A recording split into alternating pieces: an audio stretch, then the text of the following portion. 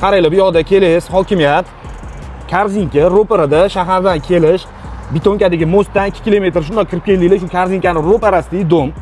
Qaranglar, bu oshxonasi bo'lyapti, 113 kvadrat, общий kadastrdagi yozilgan maydoni. O'zi 118 gami shunaqaga pul to'langan ekan. Xo'p, bu yoqda bitta hojatxona bo'lyapti. Xo'p, bu yoqda bitta hammom, alohida qilingan hojatxona bilan, xo'p, bu yoqda bitta yotoqxona, remontlari yengil, yaxshi holatda turibdi. Xo'p, mana bu yoqda podestidan shunday kirib kelasizlar. Xo'p, endi bu yoqlarni ham bitta ko'rsatamiz. Bu yoqda yana bitta yotoqxona bo'lyapti. Ko'rasizlar. Xonalar keng, kichkina bo'lib qolmagan.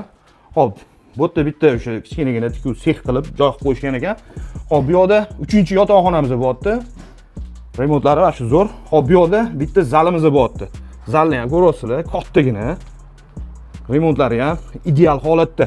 Shu xonadonimizda kimgadir qiziq bo'lsa, aloqaga chiqaverasizlar, nomerlar qoladi. Bemalol kelib, ko'rib, egalari bilan talashib, tortishib, yana o'zingizlar savdosini qilib olasizlar. Yana bitta ma'lumot o'rnida aytaman. Taxminan 50-60 kvadrat mansardasi ham bor ekan. O'sha ham sizlarga o'tib ketadi, xudo xolasa. Mansardani ham videosini qo'yib qo'yamiz. Xonadonimizning narxi keladigan bo'lsa, narxi 105 ming dollar so'rashyapti. Yana nomerlar qoladi, aloqaga chiqaveringlar bemalol. Ma'lumot o'rnida shuni aytaman, bu mahallada maktab, bog'cha, masjid, poliklinika, hokimiyat, Korzinka, magazinlar, bunaqa joylardan muammo yo'q, xudo xolasa. Aloqaga chiqaveringlar, inshaalloh chiroyli narxida savdosini qilib, barakasini qilib yuboriladi. Sog' bo'linglar, salomat bo'linglar.